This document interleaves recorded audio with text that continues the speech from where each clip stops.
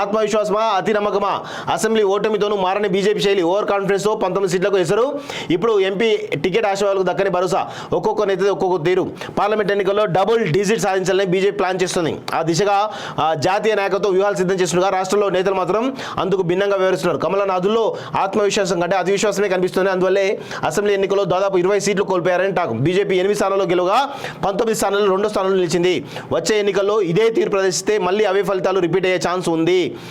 అంటే గుర్తుపెట్టుకోండి, ఖచ్చితంగా భారతీయ జనతా పార్టీకి చాలా అవకాశాలు ఉన్నాయి. కానీ స్థానిక నాయకత్వం మాత్రం చాలా పెద్ద ఎత్తున వీళ్ళు చేస్తున్నటువంటి అనేకమైనటువంటి ఇక ఆ నాయకత్వం కొరబడినటువంటి క్రమంలో వీళ్ళకు అతి కాన్ఫిడెన్స్ ఎక్కువైపోయి మేము 8 గెలుస్తాం 10 గెలుస్తామని చెప్పేసి అనుకుంటా ఉన్నారు.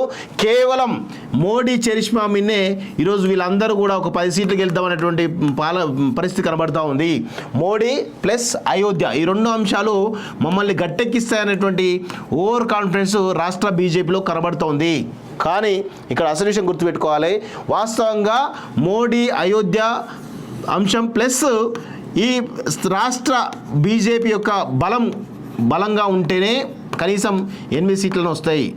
లేదంటే మాత్రం ఖచ్చితంగా ఉన్న 4 సీట్లు కూడా ఊడిపోతాయి. గుర్తుపెట్టుకోండి రాష్ట్ర బీజేపీ నాయకులారా, ఇది ఖచ్చితంగా జరగబోతుంది. ఇప్పుడున్న పరిస్థితుల్లో మీకు కాంగ్రెస్ మధ్య పెద్ద ఎత్తున ఫైట్ జరగబోతుంది.